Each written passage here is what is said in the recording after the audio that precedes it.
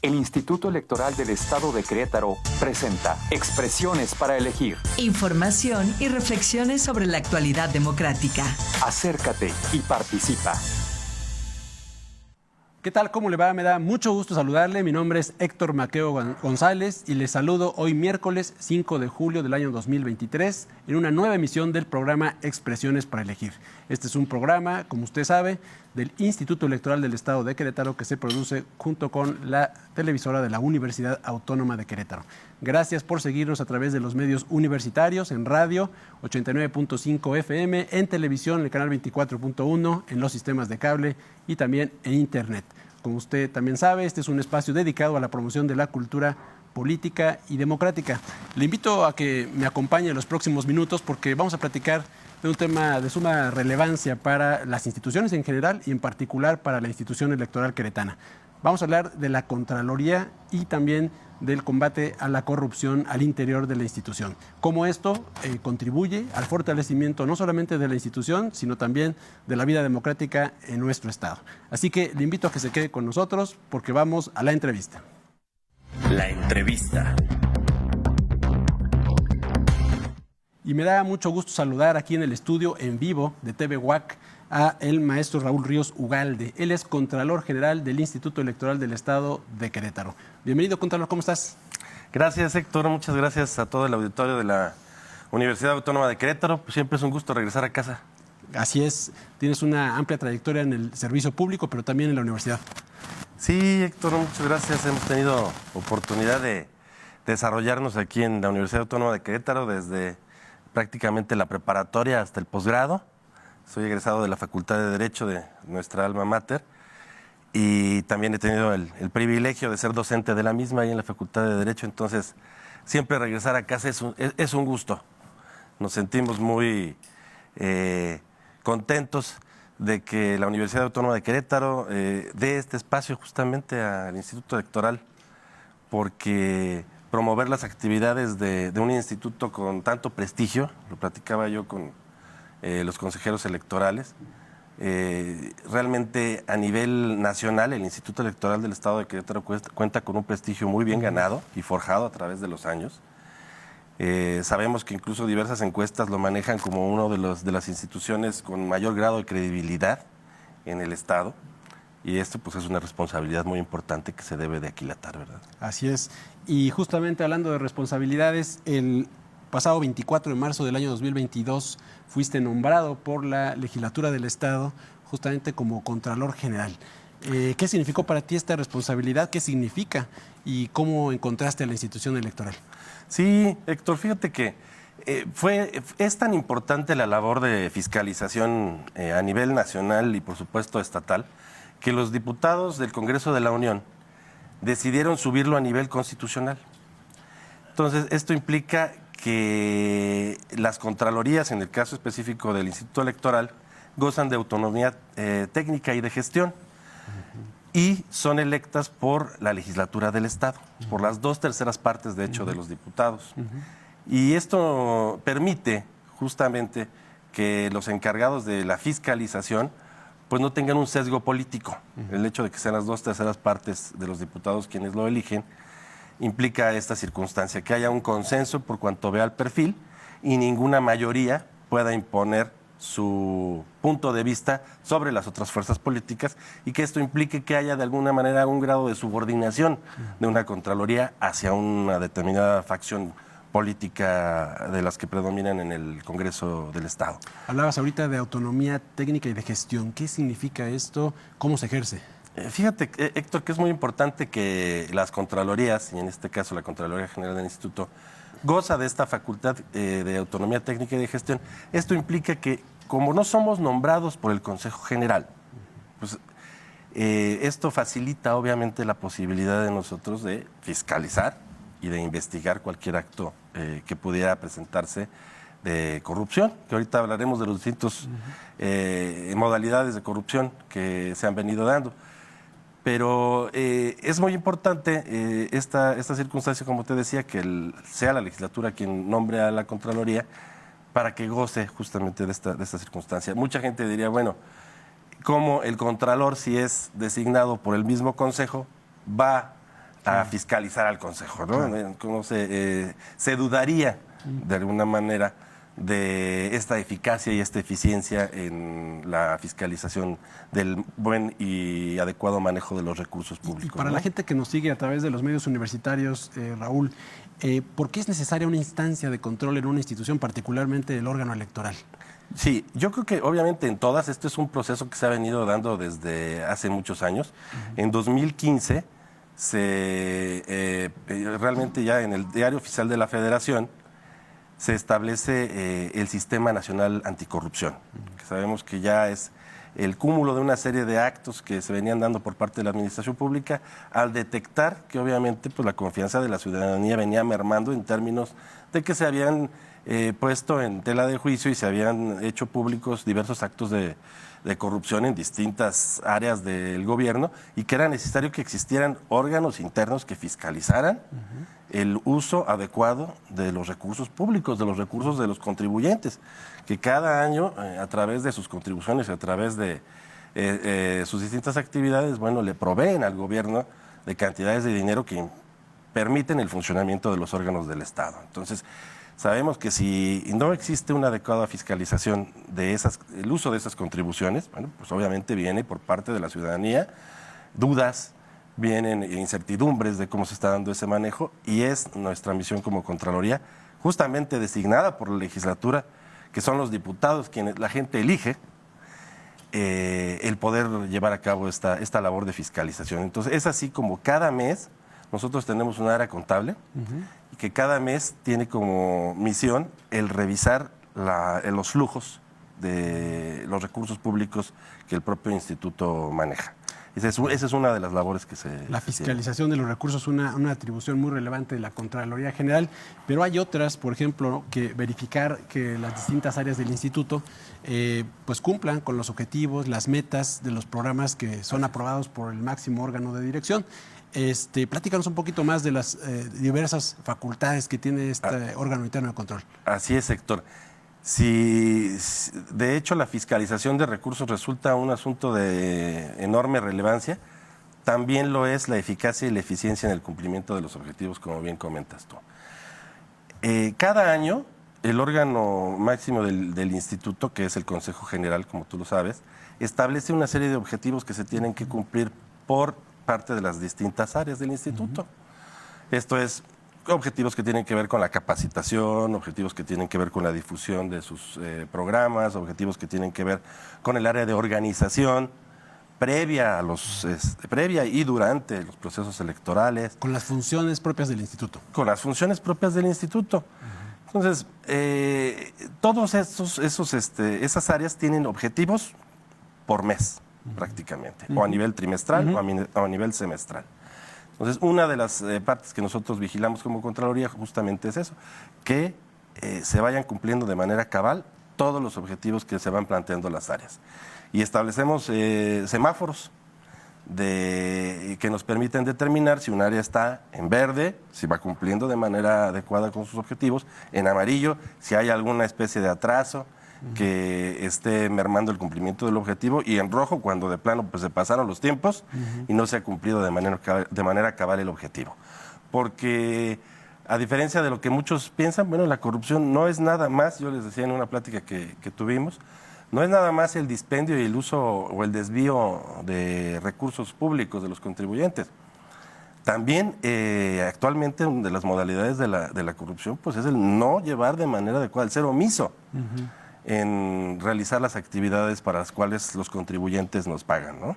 Y esto debe ser, cada vez los objetivos se cuantifican más al estilo de una empresa, ¿no?, en términos de eficacia y de eficiencia y del cumplimiento en tiempo y forma de los objetivos que se realizan, porque si somos omisos en retrasar eso, pues se retrasa el crecimiento y se retrasa el adecuado desarrollo de las actividades del instituto. Ahora, el Instituto Electoral del Estado de Querétaro, que es una institución que está pues ya con más de 27 años de vida en la entidad, pues es una institución relativamente pequeña, no rebasa las 100 personas, digamos, de manera permanente como estructura, pero derivado de estas revisiones que ha podido realizar el órgano interno de control que tú encabezas, ¿cuál es tu radiografía? ¿Cuál es el estado de las cosas que encuentras, que has encontrado en el Instituto Electoral? ¿Cómo funciona el Instituto Electoral? Sí, yo creo que el instituto es una muestra de que no se requieren grandes cantidades de personas para que una institución funcione de manera adecuada. Es una institución que se ha venido manejando con un recurso humano suficiente, pero limitado. En ese sentido, hemos visto una política pública de austeridad que ha venido manejando las consejerías y con la llegada ahora también de la presidenta Grisel Muñiz. Una política de austeridad en el manejo de los recursos y también de las necesidades de los recursos humanos que ahí imperan. Entonces, nosotros hemos venido vigilando, hemos sido muy acuciosos en términos de justamente los flujos, los manejos del recurso público. Hemos visto con agrado que hasta el momento han sido manejos, como te comentaba, con mucha austeridad, con mucha acuciosidad en el gasto.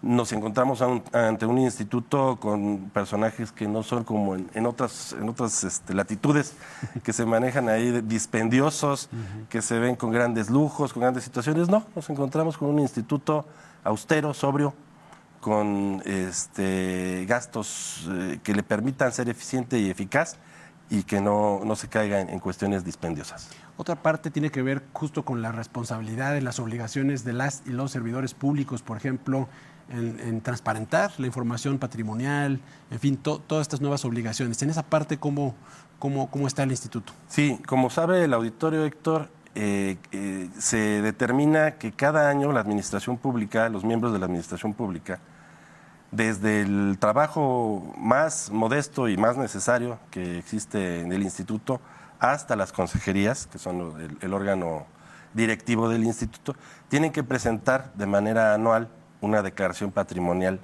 de bienes. ¿Esto qué significa? Bueno, pues que tienen que manifestar año con año cómo se ha ido modificando su situación patrimonial.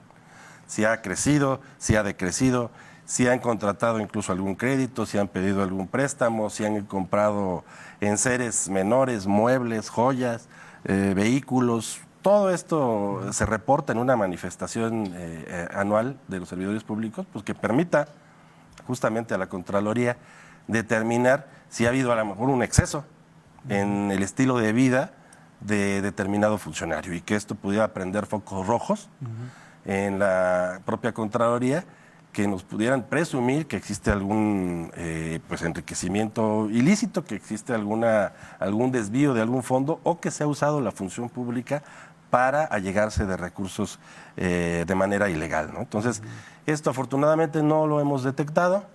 Hemos tenido en ese sentido luz verde cada año y estoy muy contento porque desde la llegada de tu servidora a la Contraloría, por segundo año consecutivo hemos tenido el 100% de declaraciones de los servidores públicos y sin detectar alguna anomalía que pudiera representar. Y en breve tiempo también, ¿no? En breve tiempo, porque realmente esto es un mes, en el mes de mayo prácticamente es cuando se tiene que llevar a cabo este proceso, desde el primero de mayo hasta el último día de mayo.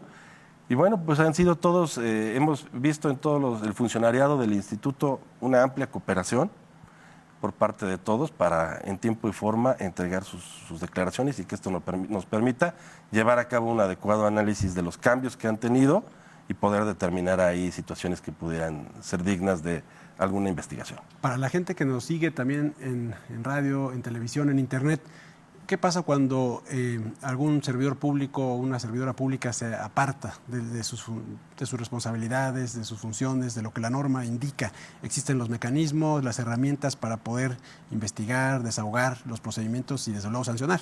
Así es. Sí, sabemos que cuando una institución o un órgano como de interno de control no tiene lo que se llaman dientes, lo que en derecho no manejamos como no tiene dientes, esto significa que no puede sancionar, pues prácticamente nos quedamos en letra muerta. Y sí, efectivamente la Contraloría tiene facultades de sancionar a los servidores públicos que incumplen con lo que marca la legislación, que se desvían de los procedimientos y de las normas, que incluso ahora abarcamos el tema que tiene que ver con la ética, con el acoso en sus distintas modalidades. Insisto, no se trata nada más del esquema de fiscalización de recursos. Si quieres, ahorita abundamos un poquito ahí en ese tema. Pero contamos con la facultad de llevar a cabo la apertura de una carpeta de investigación. Esto significa que la Contraloría es como si fuera una pequeña fiscalía dentro del instituto y que cuenta con esa facultad de abrir una carpeta de investigación, de llamar a cuentas a la persona a la cual se le está afincando determinada responsabilidad para que pueda establecer lo que a su derecho convenga, manifestarlo. También podemos solicitar la comparecencia de testigos, periciales, llevar a cabo periciales contables, periciales en distintas materias que nos permitan allegarnos de elementos que nos permitan concluir si existe una responsabilidad o no. Y si esta responsabilidad existe, bueno, pues la sanción puede ser desde una amonestación hasta la inhabilitación para ejercer un cargo dentro de la administración pública.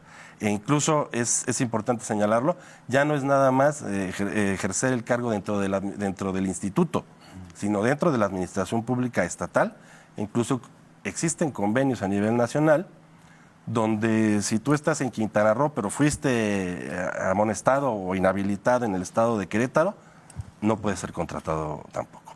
Entonces creo que esto ha sido parte de un sistema de coordinación nacional muy importante que tiene como finalidad perseguir a aquellos servidores públicos que no están actuando conforme a la norma y que se vea que no va a haber impunidad, que incluso el hecho hasta de cambiar de entidad federativa para poder eludir esta circunstancia no bastaría, ¿no? Hay un sistema de coordinación nacional muy importante. Justamente sobre el tema de la coordinación me lleva a la siguiente pregunta, Raúl, que tiene que ver con cómo se vincula la Contraloría con otras instituciones en el Estado o en el país. Sí, nos vinculamos nosotros obviamente con las distintas Contralorías. Actualmente nosotros, los compañeros de los poderes legislativo y judicial, así como los de los demás órganos autónomos, tuvieron la confianza en nosotros aquí en la Contraloría del Instituto del Estado de Querétaro Electoral para coordinar los trabajos de los poderes y de los órganos autónomos en términos de las Contralorías.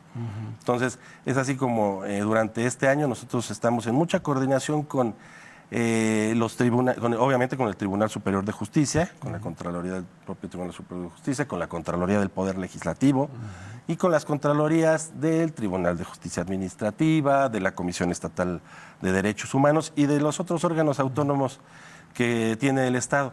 ¿Con qué finalidad? Con la finalidad de intercambiar experiencias que nos permitan prever.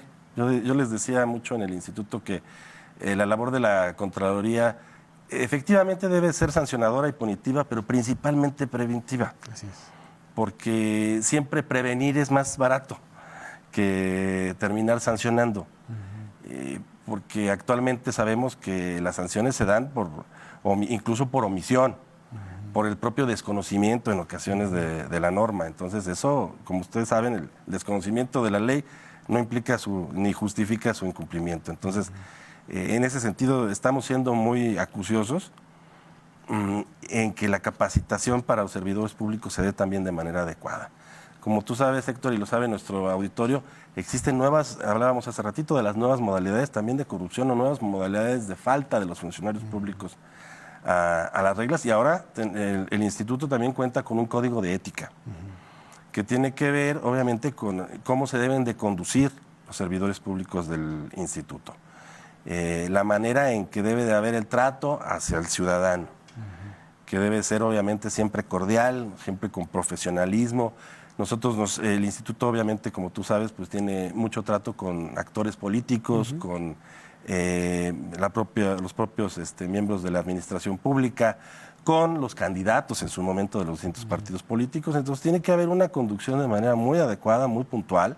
Imparcial. De manera imparcial totalmente. Y también otra de las modalidades que hemos estado siendo muy cuidadosos de manejar es en términos del acoso laboral y el acoso sexual, que pudiera darse dentro de la institución, Esto pues con capacitación para los propios servidores públicos en términos de que de ninguna manera puede haber un abuso de autoridad por parte de hombre o mujer, de algún funcionario, directivo o jefe de departamento o trabajador, en cualquiera de los términos, por parte del instituto, de abuso de algún tipo de autoridad o de abuso de su posición con respecto a, sin hacer distingo, ¿no?, hombres o mujeres, y que esto implique algún acoso en términos de su actividad laboral o acoso a nivel sexual, que sabemos que son faltas que de ninguna manera pueden permitirse y que nosotros como instituto, bueno, pues también, además de precursores y promotores de la democracia en el Estado, bueno, también es una de sus responsabilidades poner, ser el botón también de muestra de que es un instituto libre de acoso en las distintas modalidades que esto tiene.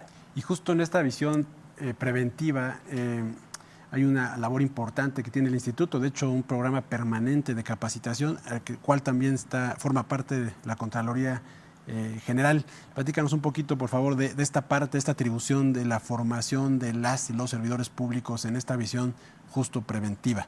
¿Qué hace la Contraloría en ese aspecto? ¿Cuáles son los temas de mayor interés? En fin. Sí, nosotros estamos en vinculación también con el órgano interno de control del INE, que nos han hecho favor, en recientes fechas por ahí los visitamos, y esto nos ha permitido establecer vínculos que culminarán próximamente también en la firma de algunos convenios. Justamente tiene que ver esto con economizar. Estamos buscando en los órganos internos, como ya te platicaba, a nivel nacional y a nivel estatal, y también lo hemos estado haciendo justamente también con la Universidad Autónoma de Querétaro y otras instituciones, el contar con gente capacitada que le permita llevar a cabo cursos dirigidos hacia el personal del instituto, que no le cuesten al instituto, que no tengan un costo, pero que a la vez contemos con personal muy capacitado, y que esto pueda profundizar realmente en la psiquis del servidor público del instituto. Un tema, relevante fue el sistema estatal anticorrupción, el tema anticorrupción. Recientemente hubo una capacitación en ese sentido. Sí, buscamos certificarnos, Héctor. Okay. Buscamos certificarnos en términos del sistema estatal anticorrupción. En recientes días se dio el arranque de este esquema de capacitaciones, donde los servidores públicos, y ya incluso ante un muy novedoso sistema de inteligencia artificial, que habría que destacar por parte también ahí del sistema estatal anticorrupción, se determinó un programa de capacitación basado en este nuevo esquema de sistema de inteligencia artificial muy interesante, que busca tocar temas muy específicos de los que aquí hemos estado comentando y otros, a efecto de que los servidores públicos pues no puedan tener también la excusa de decir, bueno, esto yo no lo sabía, este tema no se había tocado, yo no sabía que no debía actuar de tal o cual manera. Y esto va a buscar prolongarse en las próximas semanas con la finalidad de que podamos obtener al paso de un par de meses una certificación por parte del Instituto Electoral del Estado de Querétaro como un instituto libre de corrupción. Pues que así sea. Y Raúl Ríos Ugalde, Contralor General del Instituto Electoral del Estado de Querétaro, muchas gracias por habernos acompañado en esta emisión del programa Expresiones para Elegir. Gracias, Héctor. Un gusto siempre volver a casa y saludos a nuestro auditorio. Y a la gente que nos sigue a través de los medios universitarios, agradecerle desde luego su preferencia e invitarla a que conozca de las actividades del Instituto Electoral del Estado de Querétaro a través de su página www.ieq.mx, también en las redes sociales, y que estén atentos a la siguiente emisión, que será el próximo miércoles 19 de julio en punto de las 10 de la mañana. Les recuerdo que este es un espacio dedicado a la promoción de la cultura política y democrática. Mi nombre es Héctor Maqueo González, les saludo con mucho gusto. Que tenga un excelente día. Hasta la próxima. El Instituto Electoral del Estado de Querétaro presentó Expresiones para Elegir. Información y reflexiones sobre la actualidad democrática. Acércate y participa.